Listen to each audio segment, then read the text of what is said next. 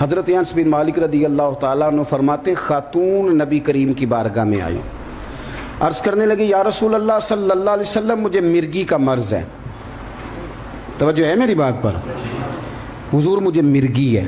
مرگی کا مرض جو ہوتا ہے وہ اعصابی ہوتا ہے، یعنی ذہن سے بندے کو کنٹرول کرتا ہے اور پورا وجود لپیٹ میں آ جاتا ہے، انسان نارمل زندگی نارمل لائف نہیں گزار پاتا، وہ بڑے تک جب مرضی یہ دورہ پڑ جاتا ہے۔ اس نے کہا حضور مجھے مرگی کا مرض ہے، اور یا رسول اللہ صلی اللہ تعالیٰ علیہ وسلم میں بڑی تکلیف میں ہوں، کسی خوشی غمی میں نہیں جا سکتی، مہربانی کر دیں میرے لیے دعا کریں اللہ مجھے شفا دے دے۔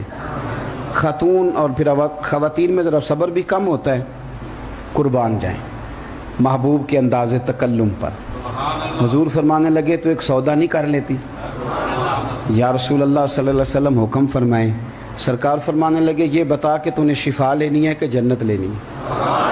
ادھر دیکھیں جی میری طرف، شفا لینی ہے کہ جنت؟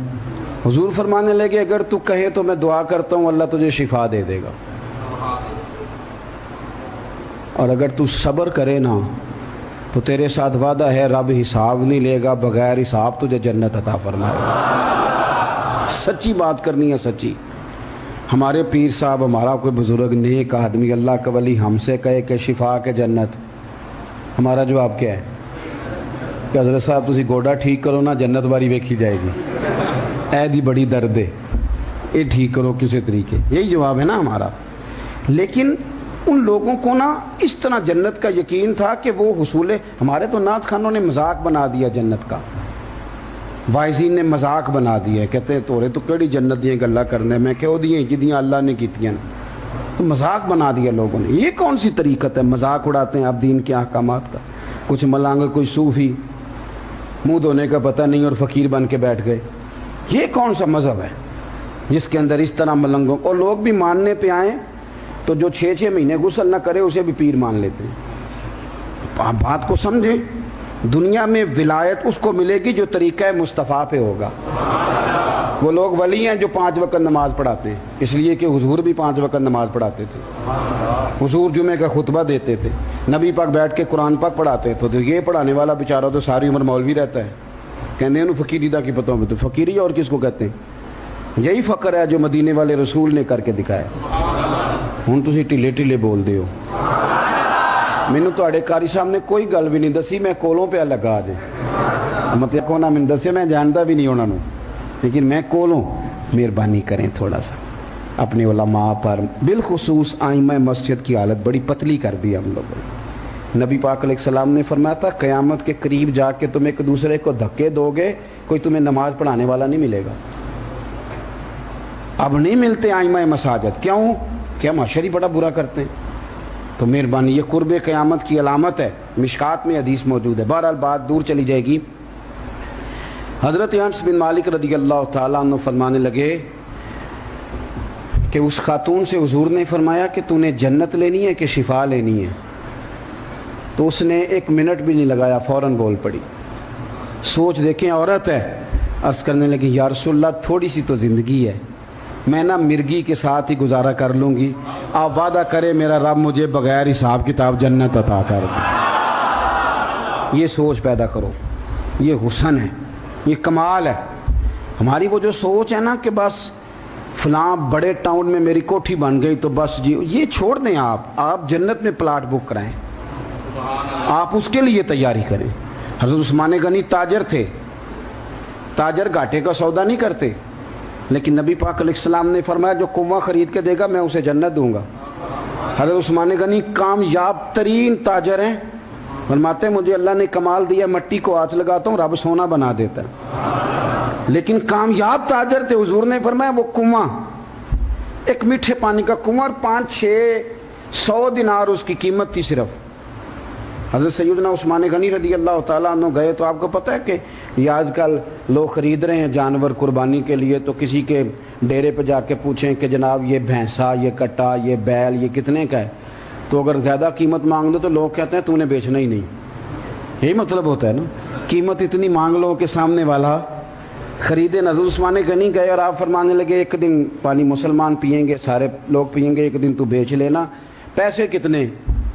تو وہ یہودی کہتا میں نے چونکہ بیچنا ہی نہیں تھا تو میں نے کہا اتنے پیسے مانگو اتنے یہ چلے جائیں. تو میں نے کہا 5000 دینار,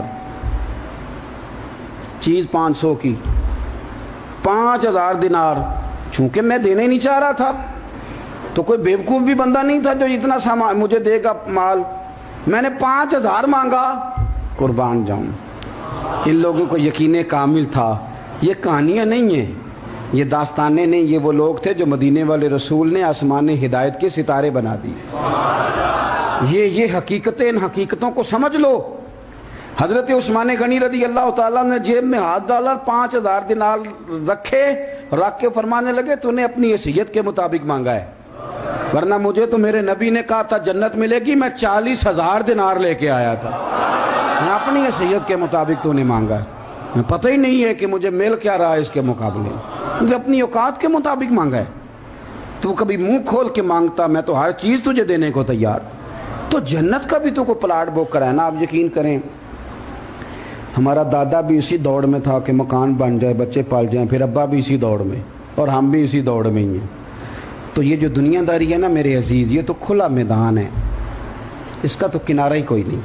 کتنی کو کرو گے, تھک جاؤ گے. اپنی زندگی میں کچھ گھنٹے نکال کے, خالصتاً نکال کے, اکیلے بیٹھ کے اپنے رب کو یاد کیا کرو, حضور کی بارگاہ میں درود و سلام پڑھا کرو, اور اپنے حال پہ رویا کرو. اللہ راضی ہوتا ہے جس کے آنسو نکلتے ہیں اس بندے سے. اتنا زیادہ اپنے اوپر طاری نہ کریں ان چیزوں کو. یہ دیکھیں نا, ایک چھوٹی سی بات ہے کہ چہرے پہ داڑھی رکھنی چاہیے. اب اس کے لیے کوئی لمبی چوڑی دلیلوں کی ضرورت اس لیے نہیں کہ کائنات کا جو سب سے حسین چہرہ تھا وہ داڑھی والا تھا. تو میں یہ کیسے کہہ لوں کہ بغیر داڑھی کے میں سونا لگوں گا, یہ ہو ہی نہیں سکتا. پھر مجھے آج تک یہ سمجھ نہیں آئی کہ مرد کو یہ سمجھ کیوں نہیں آتی کہ اللہ نے عورت کو داڑھی دی نہیں. اللہ نے مرد کو دی اس لیے کہ اللہ اس کے چہرے پر داڑھی دیکھنا پسند کرتا ہے. کچھ لوگ کہتے ہیں جی میں نیک نہیں اس لیے نہیں رکھتا. تو دنیا میں تو معصوم صرف نبی ہوتا ہے, صرف نبی. تو اس کا مطلب باقی رکھے ہی کوئی نہ. یہ کہنا کہ بالکل گناہوں سے پاک ہونا یہ تو معصوم ہونا ہے, کن چکروں میں پڑ گئے ہیں آپ لوگ. سنت کے مطابق چہرہ ہو, تھوڑا سا اپنے آپ کو سمیٹیں. اتنی ٹانگیں نہ دنیا میں پھیلائیں کہ دنیا سے جانے لگیں تو ہم سے اکٹھی نہ ہو سکیں. تھوڑا سمٹیں. جو لوگ پردوں میں چھپے ہوتے ہیں نا یہ بڑے اچھے ہوتے ہیں. مولا علی شیر خدا فرمایا کرتے تھے اسے خوشخبری ہو جسے زیادہ لوگ نہیں جانتے.